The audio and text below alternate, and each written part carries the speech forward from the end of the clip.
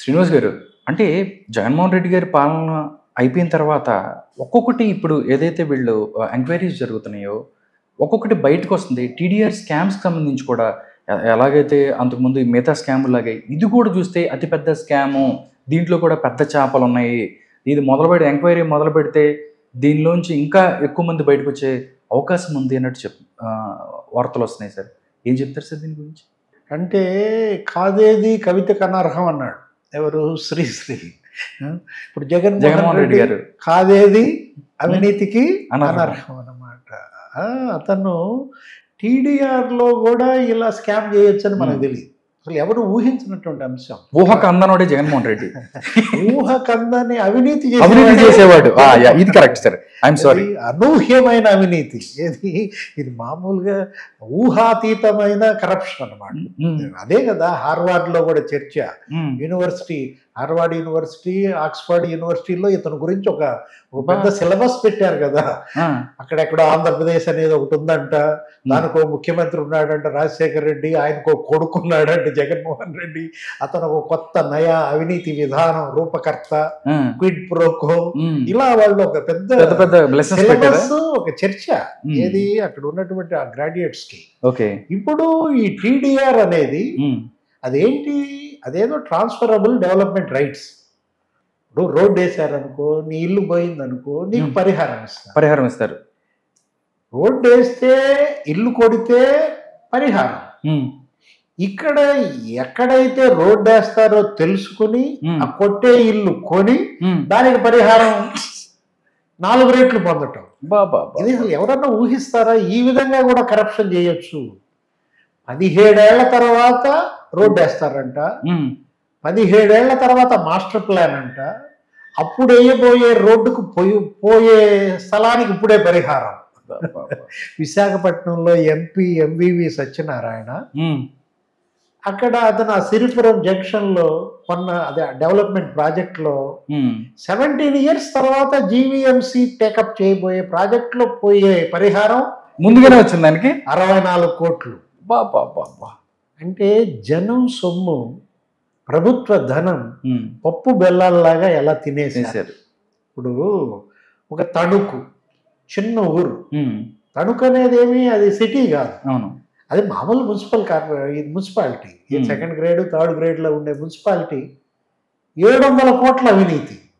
తణుకులో 29 టీడీఆర్ బాండ్లలో 700 కోట్లు కొట్టేశారు. ఏంటి, 4500 చదరపు గజం. చదరపు గజం రేటు 4500 రూపాయలు ఉండేది. ఎక్కడో కిలోమీటర్న్నర అవతల 22,000 ఉందంట చదరపు గజం. ఆ డోర్ నంబర్లో ఇది పెట్టేసి 29 బాండ్లు, 700 కోట్లు. ఆ మంత్రి కారుమూరి నాగేశ్వరరావు ఇవాళ అతను అరెస్ట్ అంటున్నారు. నిన్న మంత్రి నారాయణ దీనిపైన ఏదో రివ్యూ చేస్తే అసలు మాకేం అర్థం కావట్లేదు, అంతుపట్టలేదు. దీనిపైన అసలు సిఐడి ఎంక్వైరీ చేయాలా, సిబిఐ ఎంక్వైరీ చేయాలా? ఇప్పుడు ఇది మచ్చుకు మాత్రమే. ఏది ఇప్పుడు చెప్తున్న ఈ 4-5 గ్రామాలు, 4-5 నగరాల్లో ఇప్పుడు ఇది ఉంది. ఏది, తిరుపతిలో 4,000 కోట్లు ఎత్తేసారు. 4,000 కోట్లు తిరుపతిలో, ఒక్క తిరుపతిలోనే 4,000 కోట్లు స్వాహా చేశారంటే ఎవరక్కడ? భూమన కరుణాకర్ రెడ్డి వాళ్ళ అభినయ్ రెడ్డి, ఎవరు డిప్యూటీ మేయర్ తిరుపతి.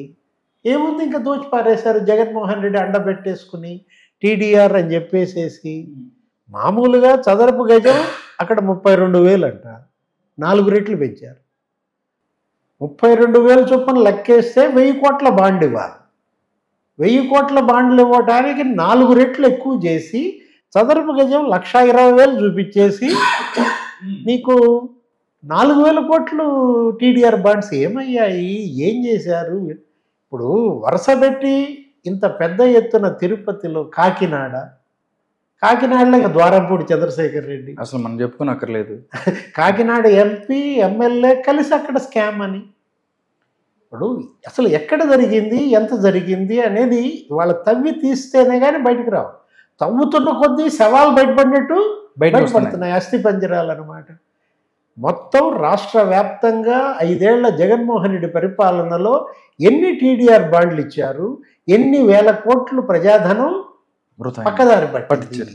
ఇప్పుడు ఆ శ్రీలక్ష్మి సీనియర్ ఐఏఎస్ పట్టణాభివృద్ధి శాఖ ముఖ్య కార్యదర్శిగా ఆమెకు అప్పచెబితే ఆమె వీళ్ళందరికీ గేట్లు ఎత్తేసిందంటే ఆల్రెడీ ఆమె జైలుకి వెళ్ళింది ఇంతకుముందు. అవును. జగన్మోహన్ రెడ్డి సిబిఐ కేసుల్లో, ఈడీ కేసుల్లో జైలుకి వెళ్ళిన ఆమె కూడా నిందితురాలు. అలాంటి శ్రీలక్ష్మి మళ్ళా జగన్ సీఎం కాగానే వచ్చింది దీనికోసమేనా? కావాలని ఆంధ్రప్రదేశ్కి ఎంచుకున్నది దీనికోసమేనా? శ్రీలక్ష్మిని అడ్డం పెట్టుకుని అటు తిరుపతిలో, ఒంగోలులో, తణుకు, కాకినాడ, విశాఖపట్నం, ఒంగోలు ఇంకా అది మరీ సినిమా. ఎంతగా ఇవాళ వీళ్ళు ఈ ట్రాన్స్ఫరబుల్ డెవలప్మెంట్ రైట్స్ని అడ్డం పెట్టుకుని జనం సొమ్ము అమ్ముకున్నటువంటి ఆ జనమేమో వాళ్ళ బాధ, వాళ్ళ ఆవేదన, ఈ కొన్నాళ్ళేమో వీళ్ళ జేబులన్నీ నింపేసుకున్న పరిస్థితి. ఇప్పుడు మనం చూసాం ఏంటి, జగనన్న లేఅవుట్లు అని చెప్పి ఇలాగే ఎకరం 5 లక్షలు చేయని భూమి 50 లక్షలు కొనిపించారు. ఎకరం 10 లక్షలు చేయని భూమి ₹1 కోటి కొనిచ్చారు. 80,000 కోట్ల డబ్బు వాడారు. ఏది? భూ కొనుగోళ్ళకి. అవును. ఈ జగనన్న లేఅవుట్లు అని చెప్పి నివేశన స్థలాలని 31 లక్షల మందికి పట్టాలు ఇస్తున్నా అన్నాడు కదా. 31 లక్షల మందికి పట్టాలు ఇవ్వడం వెనక కుంభకోణం 80,000 కోట్లు.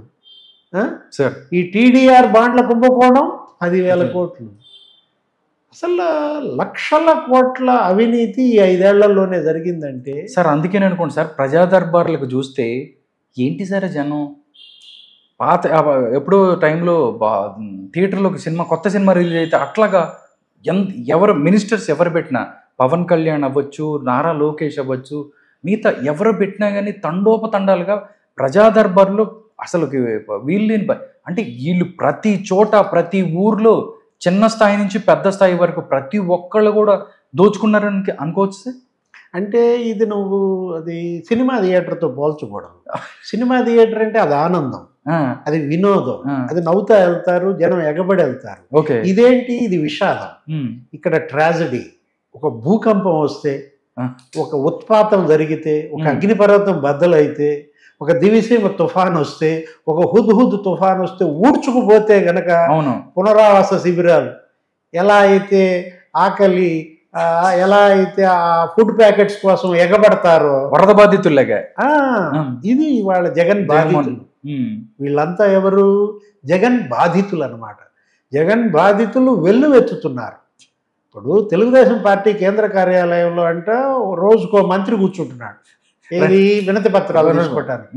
15 రోజుల్లో 7,000 వినతి పత్రాలంట. 15 రోజుల్లో 7,000 వినతి పత్రాలు, 7,000 మంది బాధితులు అక్కడికి వచ్చి ఇచ్చారంటే అందులో 85% ల్యాండ్, మొత్తం భూములే. 85% మా భూమి వాడు ఎత్తుపోయాడు, మా భూమి వీడు ఆక్రమించాడు, వాడు కబ్జా చేశాడు. ఇప్పుడు ఇది బిగిన్ చేసింది ఎవరు? నారా లోకేష్ బిగిన్ చేశాడు. ఉండవల్లి నివాసంలో ఆయన ఏంటి, మంగళగిరి నియోజకవర్గం దగ్గర నుంచి తీసుకుందాం అనుకున్నాడు. జనంలో వినతుల స్వీకరణ. అసలు రోజు లోకేష్ దగ్గర క్యూ, ఏది 100 మంది బార్లు. మంగళగిరి వాళ్ళు కాదు, మొత్తం రాష్ట్రం వచ్చి, ఇవాళ కూడా విజయనగరం వాళ్ళు వచ్చి ఉత్తరాంధ్ర బ్యాచి మా భూమి ఆడెత్తుపోయాడు, మా భూమి వీడు కబ్జా చేశాడని వినతి పత్రాలు ఇస్తుంటే ఇక ఆయన తట్టుకోలేక 6 రోజులు విరామం ప్రకటించాడు. ఏది?